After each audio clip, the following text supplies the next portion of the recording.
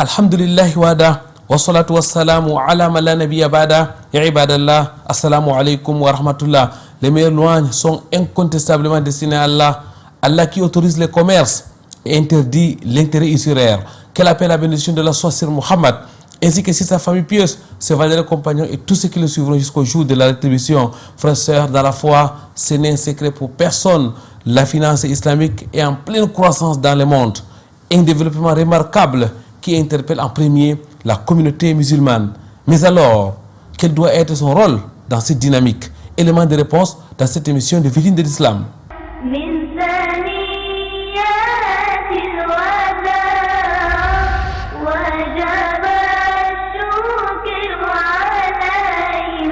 Très chers téléspectateurs, mesdames, mesdemoiselles, messieurs, bienvenue sur ce plateau de votre émission Vitrine de l'Islam, votre rendez-vous islamique sur Canal D International. Rendez-vous à trois articulations: l'entretien au cœur de la société, mais aussi et surtout la symbolique du Saint Al-Qur'an al-Karim. Pour commencer, écoutons mais surtout méditons la parole d'Allah, exalté soit-il.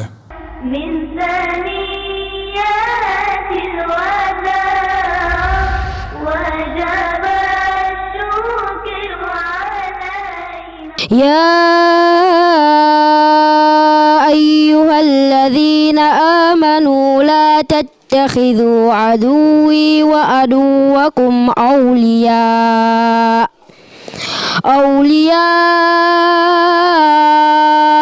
تلقون إليهم بالمودة وقد كفروا بما جاءكم من الحق يخرجون الرسول وإياكم أن تؤمنوا بالله ربكم إن كنتم خرجتم جهادا في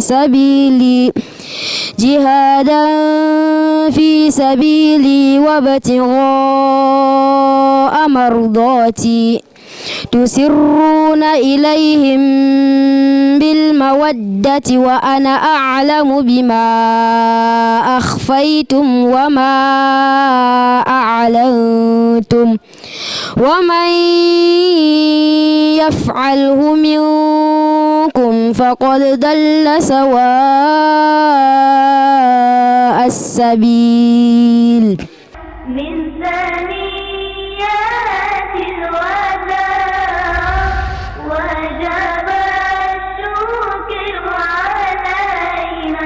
Développement de la finance islamique, le rôle de la communauté musulmane. Ça sera donc l'objet de l'entretien de cette émission avec nous, mesdames, mademoiselles, messieurs, pour parler de cette question ô combien délicate.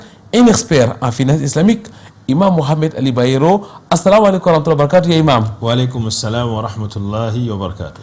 Jazakumullahu khairan, Imam, merci d'avoir accepté notre invitation. Vous êtes l'imam principal de la mosquée à Raouda, c'est ici à Douala, enseignant, prédicateur, vous êtes spécialiste de la jurisprudence islamique, expert en finance islamique et même formateur. Imam Mohamed Ali Bayero, vous êtes aussi l'un des encadreurs de l'émission Vitrine de l'Islam. Nos téléspectateurs vous connaissent bien depuis plus d'une décennie. Vous êtes là avec nous, nous orientant par rapport aux enseignements de l'islam. Qu'Allah vous récompense de la plus belle des manières. Imam, on n'a pas besoin d'être un expert ou un journaliste pour remarquer que ça bouge dans le monde entier par rapport à la finance islamique. Une croissance de 15%, nous dit-on, dans le monde. La finance islamique est en pleine croissance, que ce soit dans les pays musulmans ou des pays non musulmans, ou alors des pays où la population est majoritairement non musulmane, comme l'Angleterre et autres, que ce soit ici en Afrique, en Amérique ou en Europe. Il y a Imam, ça bouge, ça avance. Au Cameroun particulièrement, nous avons depuis quelques années remarqué l'ouverture des fenêtres islamiques dans plusieurs banques.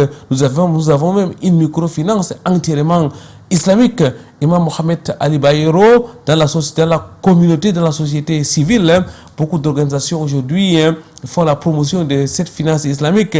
Nous avons les cabinets AIFC, African Islamic Finance Consulting, qui organise depuis pratiquement 3 ans aujourd'hui des journées communautaires de la finance islamique CEMAC. C'est un rendez-vous international qui permet donc de mobiliser les différents acteurs de la communauté musulmane. Imam, on peut dire que ça bouge vraiment. Effectivement, ça bouge. C'est constaté déjà chez nous ici au pays depuis, comme je le disais, avant même l'adoption, n'est-ce pas, par la COBAC et la CEMAC depuis le 6 octobre 2022. C'est déjà institutionnalisé. Il y a des articles, n'est-ce pas, qui actent cela. C'est déjà officiel. Nous avons constaté cela ici au Cameroun. Il y a beaucoup, n'est-ce pas, des banques qui ouvrent des fenêtres. Nous avons des microfinances dédié islamiquement à la finance islamique, comme le cas, n'est-ce pas, de Savannah, n'est-ce pas, qui est déjà là. Elle est effective ici chez nous au Cameroun. L'État est impliqué. Les organismes, n'est-ce pas, qui veillent, qui régulent, n'est-ce pas, les transactions financières sont impliqués, et la communauté également elle-même est totalement impliquée. Imam, vous le dites si bien, la grande rencontre, les grands rendez-vous de la communauté musulmane, les journées communautaires de la finance islamique, CEMAC, organisées par l'AIFC, étaient parrainées par l'État du Cameroun à travers donc, les Minettes. Cette année, on a eu beaucoup d'invités, notamment Dr Bachir Aliou Oumar, qui est donc venu spécialement du Nigeria pour cette rencontre. Vous-même, vous y étiez, Imam.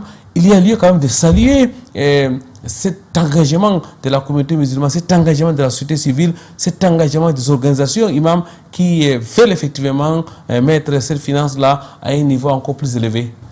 أعوذ بالله من الشيطان الرجيم بسم الله الرحمن الرحيم الحمد لله رب العالمين وصلى الله وسلم وبارك على محمد وعلى آله وصحبه أجمعين وبعد. Effectivement, nous avons constaté cela du 11 au 13, nous avons eu, n'est-ce pas, cette grande rencontre, n'est-ce pas, cette journée, c'est-à-dire voir les journées, n'est-ce pas, consacrées à la finance islamique qui avait convié pas mal de personnes. Il y avait l'économie planification qui était là, l'État même était là, pour ainsi dire, représenté. Nous avons les dignitaires musulmans qui étaient là, les imams, les prédicateurs de toutes les 10 régions. On a invité presque ceux qui ont pu venir. Il y avait des prédicateurs, il y avait des experts dans la finance islamique, il y avait des hommes d'affaires, il y avait des microfinances, il y avait, n'est-ce pas, des banques qui ont, n'est-ce pas, assisté, n'est-ce pas, à ce moment solennel, n'est-ce pas, pour ainsi dire qu'en fait, la finance islamique, elle est effective ici chez nous au Cameroun et elle est prise, n'est-ce pas, en considération.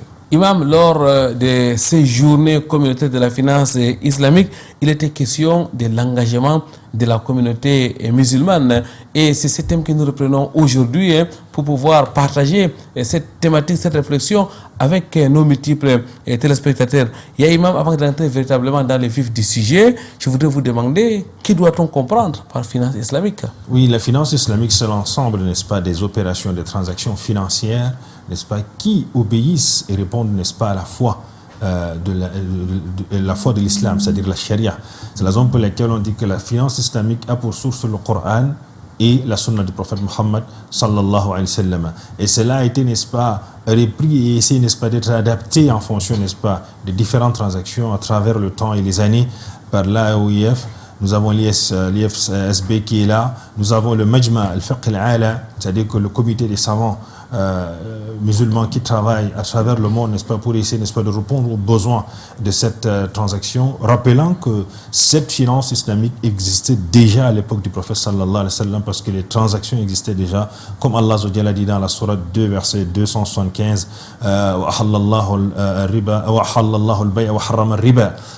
a parlé de l'usure qui existait lorsqu'il a dit alladhina yakuluna riba la yaqumuna illa kama yaqumu alladhi yatakhabbathu ash-shaytanu min al-mas dhalika bi annahum qalu innama al-bay'u mithlu ar-riba wa ahalla Allahu al-bay'a wa harrama ar-riba. Allah a parlé, n'est-ce pas, de l'usure de cette époque qui était pratiquée, qui était connue depuis, parce qu'il y avait des transactions qui s'effectuaient entre musulmans, entre non-musulmans, question, n'est-ce pas, de légiférer, d'organiser, n'est-ce pas, ces transactions. Allah a donc fait descendre des versets pour organiser, interdire, n'est-ce pas, l'intérêt usuraire, parce que ça fait partie de la définition de la finance islamique. C'est une finance éthique, inclusive, participative, n'est-ce pas, qui répond, n'est-ce pas, à la loi, n'est-ce pas, de l'islam. Et cette loi interdit quoi? Ça interdit toute transaction avec intérêt usuraire. Cette finance, n'est-ce pas, répond à une interdiction formelle de tout ce qui est financement, de tout ce qui est illicite comme l'alcool, le porc, tout ce qui va, n'est-ce pas, à l'encontre des textes islamiques. Cette finance également s'interdit toute forme d'incertitude, n'est-ce pas, qui est le gharar, et toute forme, n'est-ce pas, de spéculation, voire de hasard, qui est le maïsr. Et cette finance également doit être adoucie à un actif tangible. Ça fait partie, n'est-ce pas, de cette particularité de cette finance-là, sa définition tout entière. Dans cette définition, on voit cette particularité. Également, cette finance-là nous interdit de vendre ce que nous n'avons pas. Cette finance demande, n'est-ce pas, un partage, n'est-ce pas, des profits, des pertes, n'est-ce pas. Donc, c'est une finance qui répond vraiment à l'éthique et qui elle est sociale, elle est inclusive et elle est participative. En un mot, imam, c'est une finance qui est saine. Exactement, elle est saine parce qu'elle répond d'abord. Elle est propre. Elle est propre parce qu'elle cherche une transaction dans laquelle tout le monde est gagnant parce que le mot al-bay', parce qu'il faut rentrer dans les terminologies de la langue arabe pour comprendre exactement juridiquement c'est quoi al-bay'. Lorsqu'on parle de bail des transactions, ça vient de ba'a qui est l'avant-bras, c'est-à-dire les deux mains se bougent pour qu'il y ait échange. C'est-à-dire que celui-là qui achète, celui-là qui vend, tous font ce qu'on appelle les transactions. Et pour cela, il y a des lois qui régissent ces transactions afin que l'acheteur et le vendeur, tous se sentent, n'est-ce pas, à l'abri de toute forme, n'est-ce pas, d'injustice. Jazakumullahu khairan ya imam, barakallahu fik. Lorsqu'on vous entend parler, imam, on est en mesure de conclure que c'est simplement la forme qui a changé aujourd'hui. Les fonds restaient les mêmes depuis l'époque du prophète Mohammed sallallahu alayhi wa sallam. Exactement. Vous allez voir, si on prend par exemple ce qu'on appelle Bay' al-Salam, qui est aujourd'hui un financement agricole beaucoup plus, c'est un financement, vous allez voir, les banques agricoles font ce qu'on appelle le salam. C'est-à-dire c'est une forme de financement qui existait depuis l'époque du prophète sallallahu alayhi wa sallam, car à l'époque du prophète, les gens finançaient, par exemple, les dates et étaient livrés 2 ans après ou 1 an après. Vous savez que généralement tout ce qui va avec tout ce qui est produit fongible, c'est-à-dire ce qui est agricole, ne peut pas être livré à l'instant. On finance cash comptant et on est livré ultérieurement. Ça existait depuis l'époque du prophète et on retrouve ça aujourd'hui. C'est comme les savants ont l'habitude de dire, ce sont les mustalahat, c'est-à-dire ce sont les expressions, n'est-ce pas, nouvelles auxquelles, n'est-ce pas, les gens sont confrontés aujourd'hui, mais en fait qui existaient déjà depuis, n'est-ce pas, l'époque du prophète sallallahu alayhi wa sallam. Ya imam, je voudrais reposer la question aux spécialistes que vous êtes. Quelle est la réalité de cette finance? Est-ce qu'aujourd'hui, on peut dire que la finance islamique est véritablement présente dans notre quotidien? Elle est présente puisque nous achetons, nous vendons. Puisque on prend on est accompagné par des financements, on a des partenariats que nous créons entre nous. En fait, les transactions font partie, n'est-ce pas, de notre vie, même dans la jurisprudence. Les 2 grandes branches de la jurisprudence, c'est quoi? Il y a les ibadat, il y a tout ce qui cadre avec l'adoration, et les mu'amalat, il y a les transactions. Même pour avoir une bonne relation avec Dieu, il faut avoir un revenu licite, il faut manger ce qui est licite, il faut se vêtir de ce qui est licite. Donc, nous sommes dans cette finance-là. Nous vivons cela. Maintenant, en fait, ce que j'ai souvent l'habitude de dire, c'est qu'on remercie nos grands-parents qui ont fait beaucoup d'efforts pour enseigner, n'est-ce pas, la religion. Mais il y a un aspect qui avait été beaucoup plus négligé, c'était que le mu'amalat. C'est-à-dire, beaucoup ont fait des opérations, beaucoup font des opérations, beaucoup travaillent sans se poser la question de savoir est-ce que ça se conforme à la loi de Dieu. Certains se disent qu'il n'y en a pas des lois qui régissent, mais sans savoir qu'il n'y a pas un détail de notre vie dans laquelle il n'y a pas la loi d'Allah. Imam, la finance islamique, ce n'est pas simplement donc une affaire des banques. Quand on vous entend parler, c'est aussi au-delà, c'est dans les assurances, c'est dans même les transactions quotidiennes. Exactement, au-delà des assurances, au-delà même des formes, même de crédit, des financements que nous prenons, même dans les différents échanges que nous faisons, du moment que vous allez pour acheter, c'est déjà une opération qui s'est faite. Et il y a une manière selon laquelle il faut acheter. Il ne faut pas acheter avec l'esprit, n'est-ce pas, de vouloir tromper celui-là qui est en face de vous. Et la même personne qui vend ne doit pas également vendre avec l'esprit, n'est-ce pas, de tromper l'autre. Même dans vos services, même dans la fonction publique. Parce qu'il faut attirer cela, même dans nos entreprises. Lorsque vous êtes employé, vous avez un salaire, n'est-ce pas? C'est une forme, n'est-ce pas, du ujra. C'est-à-dire que vous êtes, n'est-ce pas, on loue vos services et à la fin, vous êtes payé. Et pour cela, donc, il y a des règles, n'est-ce pas, qui cadrent avec cela. Pour cela, il y a donc des conditions. Donc tout cela, tout ce que nous vivons, on vit avec ces transactions. Barakallahu fi ya imam, quels sont donc les acteurs de la finance islamique? Les acteurs sont là, nous sommes tous des acteurs de la finance islamique. Certes, les principaux acteurs, c'est d'abord nos microfinances qui sont là, qui essayent, n'est-ce pas, de travailler pour essayer, n'est-ce pas, d'accompagner. Parce que vous savez, lorsqu'on parle de la finance, il faut d'abord voir, ce sont ces banques-là qui régulent les opérations. Au-delà de ces banques, il y a d'abord même l'État, parce qu'il ne faut pas oublier cela, parce que si l'État n'est pas impliqué dans cette finance-là, elle ne peut pas facilement avoir une certaine importance, voire une certaine régulation. C'est la raison pour laquelle ça a été régulé, ça a été, n'est-ce pas, institutionnalisé, commençant déjà par la COBAC, la CEMAC, n'est-ce pas, qui veille à cela, à ce que ces lois-là, toutes ces transactions-là respectent, n'est-ce pas, le canevas, n'est-ce pas, de la charia, qui a été, n'est-ce pas, travaillé au préalable par les normes charaïques qui sont disponibles. Et maintenant, après cela, viennent, n'est-ce pas, les leaders religieux, qui sont, n'est-ce pas, des acteurs très importants de cette finance, qui doivent transmettre, n'est-ce pas, le message comme il se doit et rassurer, n'est-ce pas, la communauté qu'en fait, nous avons besoin, n'est-ce pas, de cette finance-là pour être, n'est-ce pas, en conformité avec la loi d'Allah, parce que le prophète sallallahu alayhi wa sallam nous a dit qu'en fait, quiconque, n'est-ce pas, gagne ce qui est illicite, mange ce qui est illicite, vit dans l'illicite, n'est-ce pas, boit ce qui est illicite, alors là, sa relation avec le Créateur du ciel et de la terre, c'est très, très difficile, car le prophète a dit sallallahu alayhi wa sallam, inna Allah tayyibun, la yakbalu illa tayyiba, Allah est bon et pur, et n'agrée que ce qui est bon et pur. Barakallah Fik, Imam, Jazakumullah khairan. Mesdames, Mademoiselles, Messieurs, nous allons marquer une pause. Nous allons vous rejoindre chez vous, autour de vous, au cœur de la société.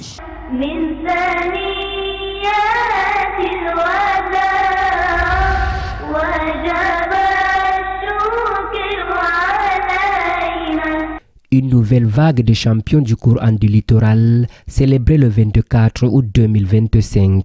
Ces 16 lauréats issus des départements du Mungo, de Sanaga Maritime et du Vouri ont fait preuve d'acharnement au travail. La joie qui m'anime et aussi l'enseignement, la qualité du Coran. Auparavant, les compétitions, il n'y avait pas la qualité du Coran. Ces règles de tajwid, de makharij et sifat, aujourd'hui, nous remercions Allah, on avance bien. Nous sommes quittés de 159 candidats, n'est-ce pas, au premier candidat. Donc, ça veut dire que la compétition était relevée. Nous avons eu 6 catégories à la base et qui étaient aussi en fonction d'âge. Il y a les âges allaient, n'est-ce pas, de 9 ans jusqu'à 25 ans. Durant la remise de prix, une démonstration a été faite par des lecteurs selon les catégories. Une prestation qui a émerveillé les imams, enseignants du Coran, autorités locales et chefs d'entreprise. Les enfants ont été très brillants et ça nous donne l'occasion de très bien continuer à encadrer nos enfants par rapport à l'étude du Coran. Nous, les parents, nous, les forces vives et les élites de la communauté musulmane, nous avons pour devoir d'accompagner et d'encourager ce genre d'initiative pour permettre à nos enfants de mémoriser le Coran. Je ne peux pas mesurer l'émotion, je ne sais pas comment je peux quantifier ou bien qualifier cela. Tout simplement, merci à Dieu. Et que les autres enfants qui voient cela se mettent dans le même pas. Pour cette 3e édition de compétition régionale du Coran du littoral, 2 prix spéciaux Umrah ont été remis aux vainqueurs ayant obtenu le plus grand nombre de points.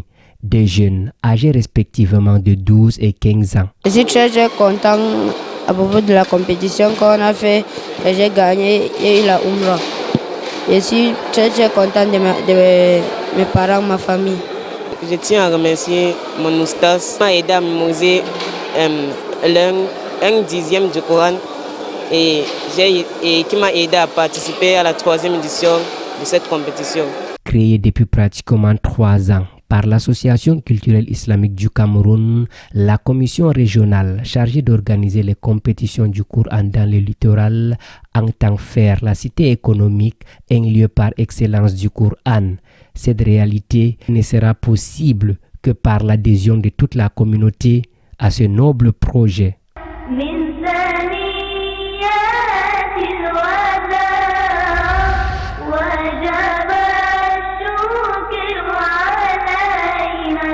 Des vacances passées dans la mémorisation du Coran. C'était à la Fondation Abouakar Siddiq de Yaoundé. Pour la 5e édition consécutive, élèves et étudiants consacrent leurs vacances dans la voie du Coran. Samedi 23 août dernier était jour de clôture de la colonie de vacances édition 2025. C'est une édition de maturité. Vous avez constaté les prestations des enfants, vous avez vu, écouté les lectures, vous avez vu le comportement des enfants. On a passé vraiment un temps très agréable. Allah nous a gardés tous jusqu'à la fin de cette colonie. Il y a eu beaucoup de nouveautés. Il y a eu l'apport de beaucoup d'enseignants qui ont travaillé, n'est-ce pas, sur l'édification, n'est-ce pas, des enseignements à donner et la répartition, n'est-ce pas, des tâches aux différents enseignants. Un jour particulier pour les participants qui démontrent ce qu'ils ont appris, des prestations de haut niveau au vu de la qualité de lecture. نساؤكم حوث لكم فأتوا حوثكم أنى شئتم والله عزيز حكيم. Derrière cette performance, un encadrement rigoureux, des enseignants qualifiés et surtout expérimentés. Within these 2 months of intensive studies, the students were able to learn in the domain of Quran, Hadith, Azkar and Tawhid. Les parents sont impressionnés. Leurs enfants ont véritablement avancé dans les domaines islamiques. Ils promettent de revenir. Je suis tellement content pour ce jour parce que la mémorisation du Coran est tellement... c'est bien. This year there is a remarkable improvement in what we have been seeing in the past years, and I can say I'm really happy for attending this year's end of session for the colonie de vacances. Nous sommes particulièrement touchés émotionnellement parce que ce genre d'initiative, honnêtement, c'est à encourager.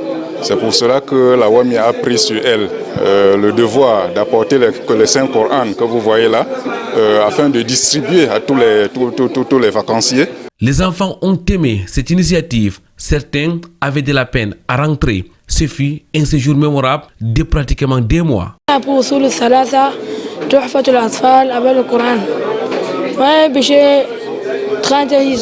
Je suis contente d'être ici parce que j'ai pu apprendre ce que je ne connaissais pas. Je suis contente de venir dans ce centre Aboubakar Siddiq Islamic Foundation.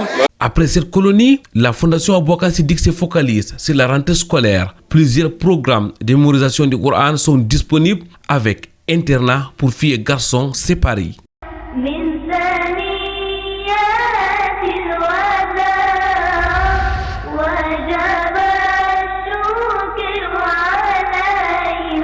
Sa Majesté Ismaël Boyomo Ambolo prime l'excellence scolaire et académique. C'est au cours d'une grande cérémonie organisée le 22 août 2025 à Mbala 2 dans la cité capitale du Cameroun. On a eu une participation de plusieurs couches de personnes qui viennent de partout du Cameroun, qui viennent du nord, du littoral, de l'ouest, et des orphelins qui aussi ont assisté massivement à cette cérémonie. Et c'est un leitmotiv. Et nous avons vu aussi le nombre de plus en plus croissant des diplômés qui prennent conscience de ce que c'est bien de réussir, et ça fait du bien aux parents, ça fait du bien à la société, c'est une reconnaissance. Cette 3e édition est marquée par la promotion de l'excellence en matière de Coran. Une Moussabaka ou compétition du Coran est organisée entre les élèves de l'école de mémorisation du Coran de la mosquée du Tout Miséricordieux de Mbala 2.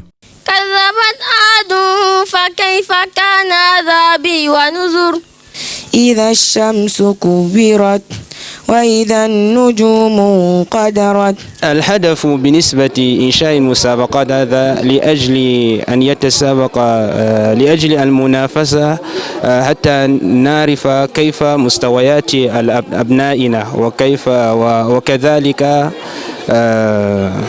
وكذلك نشجعهم على هذا وكذلك الآباء يرون الثمار الذي اقتفيناه في السنة.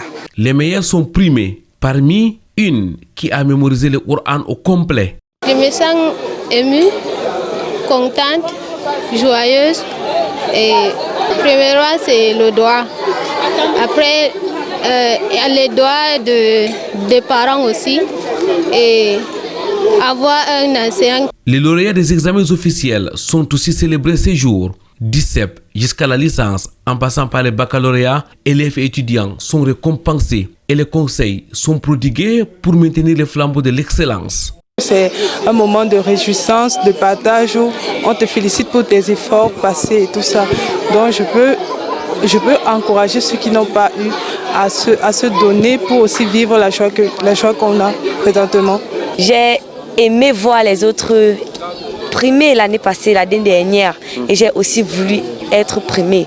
Donc, je pense que mes objectifs ont été atteints. Cette cérémonie fut aussi l'occasion d'assister les orphelins. Des denrées alimentaires et autres matériels didactiques sont remis aux orphelinats du secteur, de quoi engendrer des sourires pour ces enfants sans père. J'ai toujours un langage de dire à mes orphelins.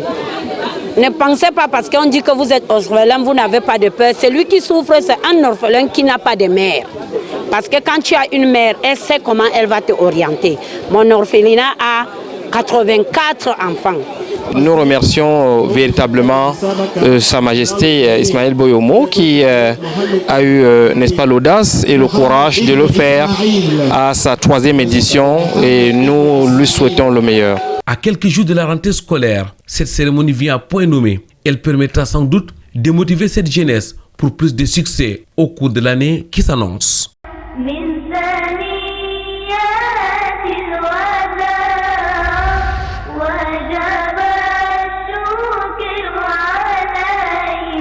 C'est la suite de votre émission Vitrine de l'Islam. Mesdames, Mademoiselles, Messieurs, nous parlons de la finance islamique. Nous parlons particulièrement du développement de la finance islamique, le rôle de la communauté musulmane. Nous sommes en compagnie de Imam Mohamed Ali Bayero, imam principal de la mosquée Ar-Raouda, expert en finance islamique. Il est aussi notre imam, faut-il le rappeler, encadreur de l'émission Vitrine de l'Islam. Imam Mohamed Ali Bayero est aussi prédicateur, un prédicateur historique. Imam, dans la première partie de cette émission, nous sommes revenus sur ce que c'est que la finance islamique, sur ses acteurs. Maintenant, vous l'avez dit, la communauté musulmane est un acteur, les leaders religieux constituent un pan important de la finance islamique. Comment est-ce que la communauté musulmane doit-elle agir pour le développement de ce type de finance? Déjà, pour la communauté musulmane, c'est un challenge. C'est un challenge, un grand défi. Pourquoi? Parce que c'est d'abord religieux. Avant d'être, n'est-ce pas, transactionnelle, elle est d'abord à la base religieuse parce que, vous savez, pour le croyant, manger n'est pas un acte banal, c'est un acte d'adoration. Donc, le croyant doit se rassurer sur ce qu'il mange, sur ce qu'il fait comme gagne-pain parce que tout ce qu'il gagne, il sera interrogé. Nous savons que pour un musulman, déjà, c'est un devoir religieux de se rassurer déjà à ce niveau. Et pour cela, nous avons une opportunité parce qu'à l'époque, on pouvait dire que les gens pouvaient utiliser des alibis, disant qu'on n'a pas une solution, on n'a pas une alternative. Aujourd'hui, nous l'avons. C'est nous, n'est-ce pas, les plus grands concernés parce que c'est ce qui répond à notre foi. Et pour un musulman, c'est un devoir pour lui déjà de s'engager déjà dans cette finance-là pour être, n'est-ce pas, en bonne relation avec son Créateur.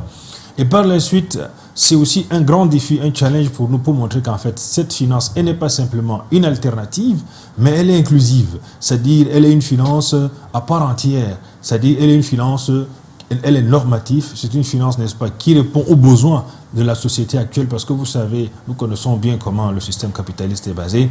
Or, la finance islamique, comme on le dit dans ses différents emblèmes, ce ne sont pas des pourvoyeurs de fonds, mais ce sont des acteurs socio-économiques. Maintenant, lorsque vous voyez comment la finance islamique fonctionne, elle permet, n'est-ce pas, à la plus basse classe de pouvoir également émerger. Elle permet également à ce que les jeunes entrepreneurs soient accompagnés, pas simplement financés, mais accompagnés. La raison pour laquelle vous allez trouver, on l'appelle ailleurs, c'est une finance participative. C'est-à-dire participe, c'est-à-dire vous n'allez pas venir parce que vous voulez un article, qu'on vous donne de l'argent pour aller l'acheter. Non, on vous accompagne, on vous conseille, on vous dit non, cet article que vous voulez acheter, amener, on va vous accompagner dans l'acquisition. La banque, n'est-ce pas, achète cet article pour elle et elle vous revend cela en se rassurant que cet article, n'est-ce pas, répond, n'est-ce pas, aux besoins. Pour ainsi dire que c'est une finance qui permet aujourd'hui, n'est-ce pas, à tout un chacun de pouvoir atteindre ses objectifs. Parce que vous savez que dans la finance conventionnelle, vous pouvez venir demander un financement, on vous donne, mais vous n'allez pas atteindre votre objectif.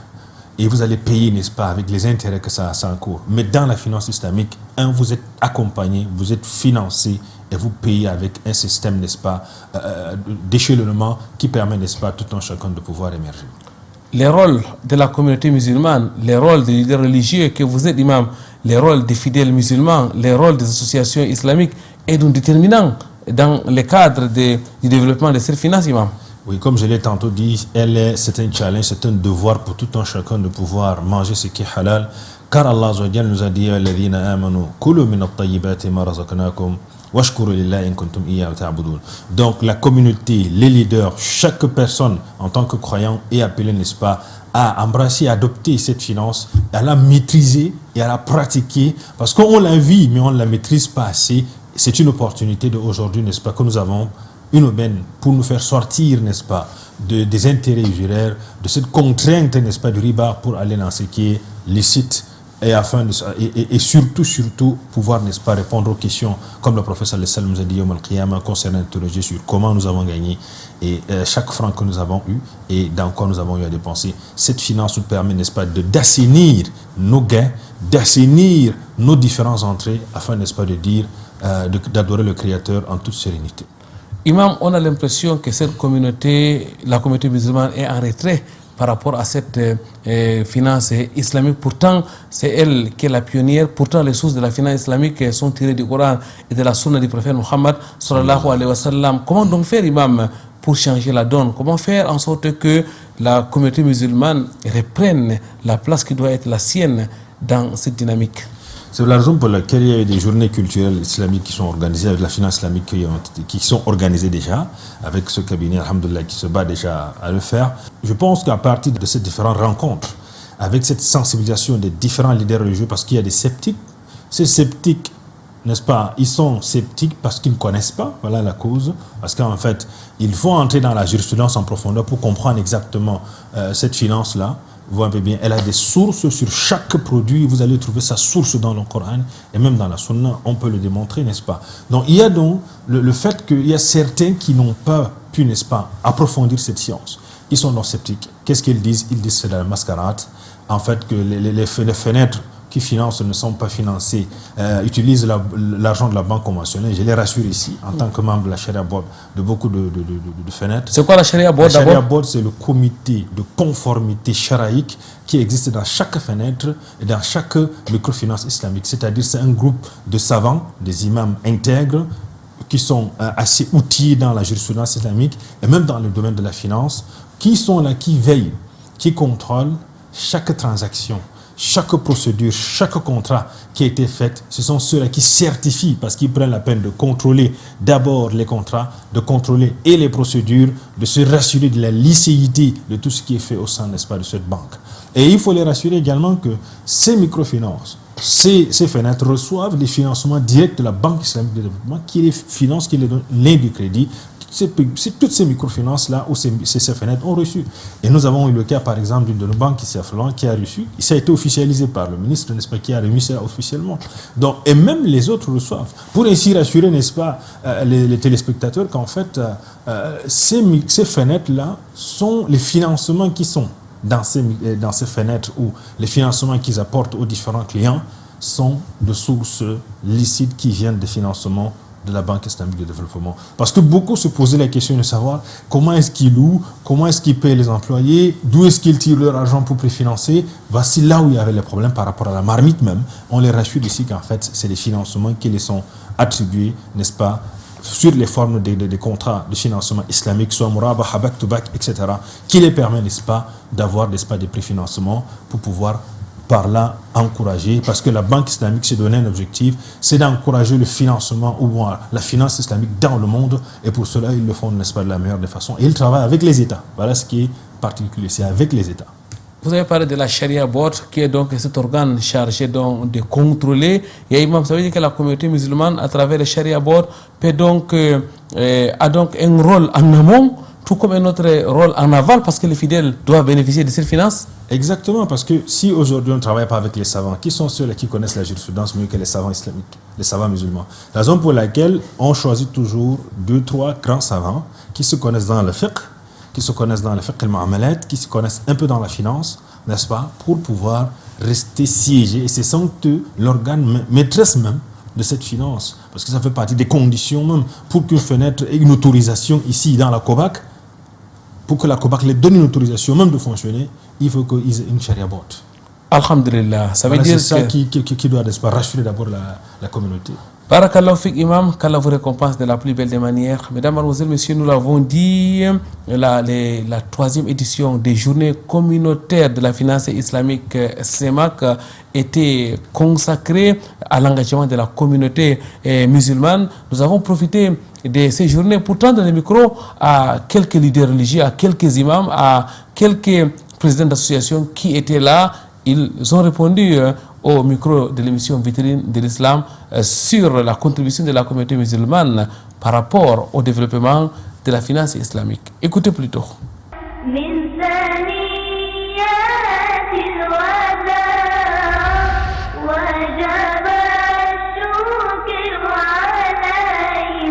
La communauté musulmane est interpellée à plusieurs plans pour pouvoir contribuer au développement de la finance islamique.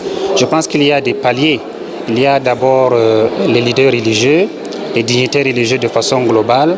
Il y a le musulman tout court et toutes les structures musulmanes en tant qu'association, en tant que groupement, etc., etc. Tout le monde est interpellé, chacun en ce qui le concerne, pour pouvoir apporter sa contribution au développement de la finance islamique. Je voudrais concrètement dire ici, par exemple, que le musulman doit d'abord accepter que la finance islamique est une alternative, pas simplement qui peut concurrencer la finance classique, mais qui peut améliorer plutôt les activités bancaires, les activités génératrices de revenus. Et en plus, en tant que musulman, après avoir accepté cela, il faut donc sensibiliser autour de soi et s'engager soi-même. Pour qu'on se réussisse, il faut que la communauté musulmane se collabore ensemble, les imams, les prédicateurs, toute la communauté musulmane. Il faut qu'on sensibilise aussi la communauté musulmane. Il faut que la communauté sache quel est même l'objectif de la finance islamique, comment on peut faire, comment on peut se fonctionner pour que la communauté musulmane aussi se progresse avec la finance islamique. La première chose, c'est de dire, alors il faut un état de lieu au sein de la communauté musulmane. Quels sont les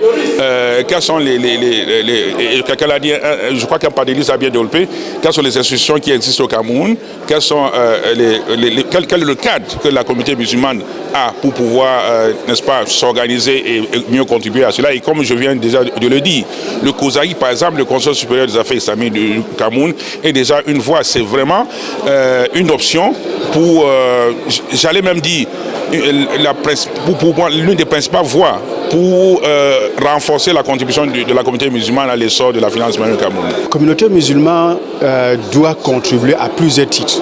D'abord, il faut le dire, elle est le premier, c'est-à-dire consommateur de cette finance islamique, mais aussi c'est une valeur islamique dont la communauté est appelée, n'est-ce pas, à contribuer avec la sensibilisation pour qu'on puisse, n'est-ce pas, étendre ce système dans notre pays et voire dans le monde entier. La finance islamique n'est pas seulement destinée aux musulmans, tout comme l'islam n'est pas seulement destiné aux musulmans, c'est universel. Allah subhanahu wa ta'ala a créé tous les hommes, qu'ils soient musulmans ou non, pour l'adorer. Donc, la communauté musulmane, elle est l'ambassadeur de l'islam, si on peut dire. À ce titre, elle doit s'approprier cette finance afin donc de permettre aux autres aussi de voir le fruit, l'impact de cette finance dans la vie communautaire. Je pense que c'est ce que les organisateurs ont fait pour que les imams, les prédicateurs et ainsi que des enseignants puissent s'approprier de la question de la plus belle manière et de pouvoir diffuser. Et nous sommes convaincus, si ceux-là jouent leur rôle comme les autres ont joué leur rôle, alors même le dernier de la société, socialement parlant, pourra s'en approprier. Et généralement, l'expérience prouve que ce n'est pas seulement ceux qui ont les moyens, mais même ceux qui n'ont pas les moyens, si ils s'unissent, ils peuvent faire quelque chose de grand, qui peuvent même obliger ceux qui sont résistants ou bien qui ne veulent pas entendre parler à pouvoir collaborer.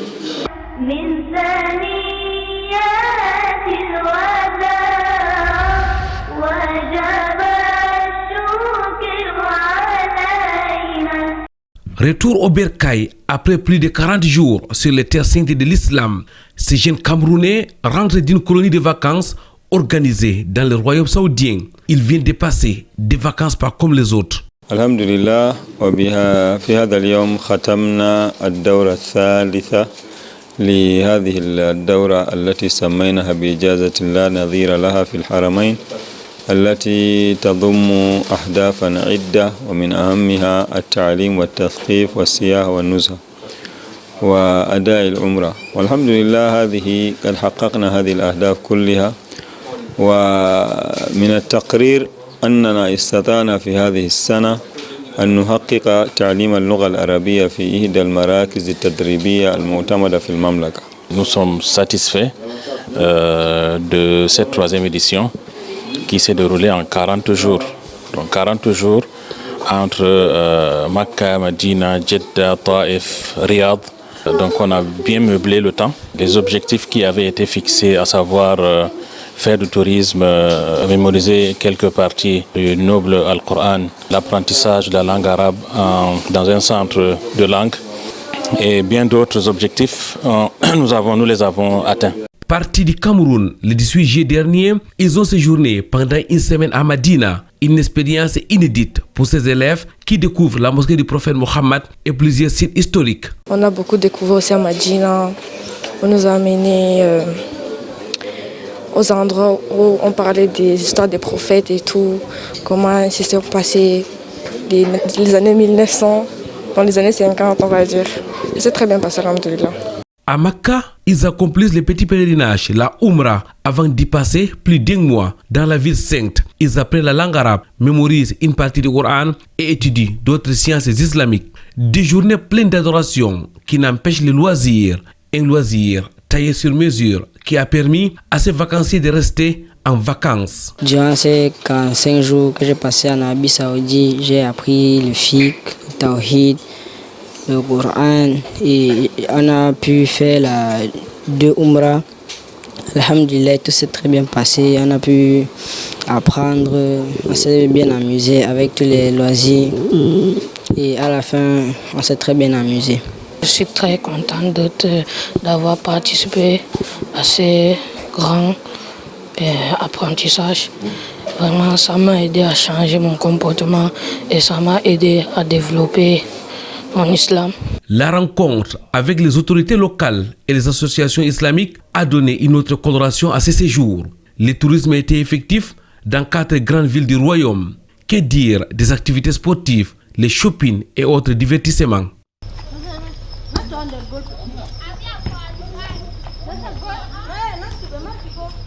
L'une des particularités de la 3e édition est sans doute la présence des filles dans la délégation. Huda Travel et ses partenaires ont pris des mesures spéciales pour un séjour agréable. Avec une dame parmi les encadreurs, le séjour des filles fut un véritable succès. I am very happy of this vacation that they have organized. I have learned many things.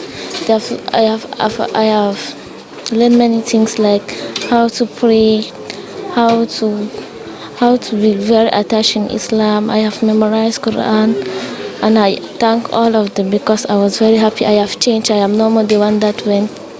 On a vraiment passé un bon moment en Arabie Saoudite, surtout les conseils qu'on nous a donnés. Ça a fait de nous, on a changé vraiment et on a beaucoup appris les hadiths, les fiqh, les siras. Ils nous ont beaucoup appris beaucoup de choses, surtout le tawhid et alhamdoulilah, ça s'est très bien passé. Merci beaucoup. À la cérémonie du bilan tenue à Douala le mardi 26 août, juste après le retour, les parents sont émerveillés. Ils constatent les acquis multiples de ce voyage. Je suis très ému, très content et très surpris d'ailleurs des révélations qui ont été faites par les encadreurs. Donc j'exhorte à cette entreprise d'aller de l'avant et que l'année prochaine, Inch'Allah, si Dieu veut, on sera encore là. Je suis vraiment content et très fier. Je remercie vraiment les encadreurs vraiment de tous leurs efforts et pour la réussite totale de cette initiative.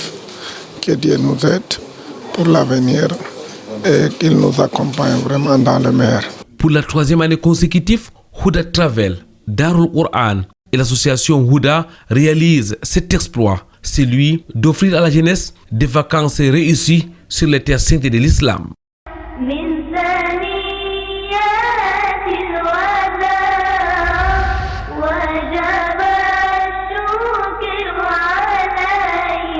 Pureté et gloire à l'exalté soit-il. Allah, mesdames, mademoiselles, messieurs, qui nous a facilité la finance islamique, une finance saine, une finance basée sur l'éthique islamique, c'est-à-dire les sources proviennent du Coran et de la sunna du prophète Mohammed sallallahu alayhi wa sallam. Imam, parlant donc de la finance islamique, vous l'avez dit, la communauté musulmane a son mot à dire, elle doit avoir son mot à dire car elle est la première à être interpellée, elle est la première concernée. Mais est-ce que la finance islamique concerne uniquement et exclusivement les musulmans? Pas du tout, pas du tout. La preuve que vous avez à Birmingham en Angleterre, la banque islamique de Birmingham a en son sein plus de clients non musulmans que musulmans. Vous avez en Malaisie, même chose.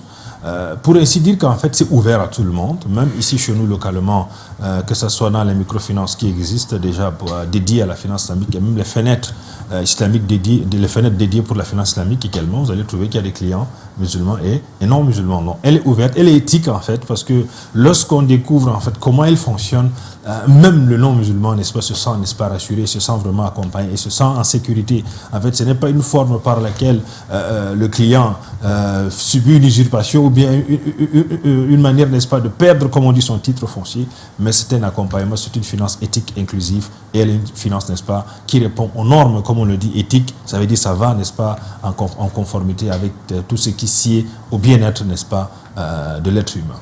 Sans doute, les retombées de cette finance sont énormes, Imam. Exactement. Vous savez, au niveau international, c'est un milliard, n'est-ce pas, de dollars qui est compté, que ce soit chez nous ici au Cameroun. Elle a une très forte, n'est-ce pas, présence. Vous allez trouver aujourd'hui dans certaines fenêtres, ils ont déjà eu des capacités de dépôt en dizaines de milliards, n'est-ce pas, de francs CFA, pour ne pas parler de financement. Il y a d'autres fenêtres aujourd'hui qui ont des leasings qui sont ouverts à plus de des milliards ici chez nous au Cameroun. Donc, c'est pour ainsi dire qu'en fait, alhamdoulilah, cette finance, elle accompagne la population sur plusieurs angles et elle est vraiment, n'est-ce pas, effective. C'est donc une opportunité à saisir, Imam. Exactement, surtout, je profite par là pour appeler, n'est-ce pas, les start-up, les jeunes surtout, et également les jeunes agriculteurs, etc. Parce que dernièrement, il y a un financement qui avait été donné au micro-projet agricole. Vous allez voir que lorsqu'on a présenté les produits qui accompagnent ces financements, je peux vous dire que les présidents des GIC qui étaient présents, les présidents des différentes associations qui étaient présents ont dit, subhanallah, mais il vaut mieux, n'est-ce pas, fonctionner avec la finance islamique parce que, vu comment ça se passe, parce que la finance islamique prend compte, n'est-ce pas, des réalités, n'est-ce pas, existentielles, parce que vous savez que dans l'agriculture, il y a souvent des facteurs extrinsèques et intrinsèques qui interviennent et qui peuvent de fois faucher certains crédits. Vous allez trouver que certains agriculteurs travaillent à crédit, ils travaillent des années, mais ils paient seulement des crédits, mais avec la finance islamique, c'est le contraire. C'est-à-dire qu'il y a un accompagnement. Lorsqu'ils ont vu la formulation, les produits qui étaient proposés, subhanallah, ils ont apprécié, surtout avec le Baï Salam qui est là, qui est ce crédit agricole qui est financé. Également, même l'accompagnement dans les intrants avec le Murabaha et même l'accompagnement dans l'ouverture des magasins et même du matériel, n'est-ce pas, avec les Stisna, ils ont été tellement éblouis et ils étaient, n'est-ce pas, tous satisfaits, n'est-ce pas, de ces différents produits qui leur étaient présentés pour pouvoir les accompagner dans ce financement. Et Imam, c'est donc une finance qui est séduisante. Elle a certainement de beaux jours devant elle. Inch'Allah, vous savez, le Créateur est celui-là qui connaît mieux ce qui est meilleur pour sa créature, car c'est lui qui connaît exactement où est-ce que le fils d'Adam peut avoir, n'est-ce pas, son épanouissement. C'est la raison pour laquelle la finance islamique, elle est considérée comme la finance du bien-être. On ne l'appelle pas éthique pour rien, parce qu'elle concourt, n'est-ce pas, à amener le bien-être, à susciter le bien-être, n'est-ce pas, au sein de la société. C'est pour ça qu'on les appelle les acteurs, les véritables acteurs socio-économiques, n'est-ce pas, de l'heure actuelle. Ya Imam, qu'Allah vous récompense. Merci d'avoir accepté notre invitation. Merci pour ces analyses et qu'Allah vous récompense de la plus belle des manières. Mesdames, Mademoiselles, Messieurs, nous sommes pratiquement arrivés à la fin de cette émission. Le temps pour nous, Imam, de prendre votre dernier mot. Bon, ce que je peux dire, c'est que la finance islamique, après la crise mondiale que nous avons connue les années précédentes, la seule finance qui est restée stable, c'est cette finance islamique. Et ça a rassuré, n'est-ce pas, beaucoup d'opinions sceptiques qui avaient un regard, n'est-ce pas, péjoratif de cette finance. Ils se sont rendus compte qu'en fait, c'est une finance qui a des bases solides et qui a un avenir meilleur. Et ça se voit déjà avec les soukouk qui sont des emprunts obligataires qui sont aujourd'hui levés ça et là dans certains pays comme au Nigeria et bientôt ici chez nous au Cameroun. Je pense que tout le monde va embrasser cette finance de la meilleure des façons. Merci Imam. Il faut donc que notre spectateur puisse donc profiter de cette finance éthique, une finance qui est donc basée sur le Coran et la Sunna du prophète Mohammed sallallahu alayhi wa sallam, une finance qui est ouverte aux musulmans et aussi aux non-musulmans. Très chers téléspectateurs, avant de partir, comme des traditions, nous allons vous laisser méditer sur cet extrait du verset Wa ahallallahu al-bay'a wa harrama riba. Allah exalté soit-il a rendu licite les commerces et a interdit la riba. La finance islamique donc est basée uniquement sur les sources islamiques. Ça veut dire qu'elle met la riba hors jeu. Vendredi prochain, ça sera un autre jour. Inch'Allah, une nouvelle émission des victimes de l'islam. D'ici là, wa'tasimu bihablillahi jami'an wa la tafarraqu, cramponnez vos câbles d'Allah et ne vous divisez point. Subhanaka Allahumma bihamdik ashhadu an la ilaha illa anta astaghfiruka wa atubu ilaik. Wassalamu alaikum wa rahmatullahi wa barakatuh.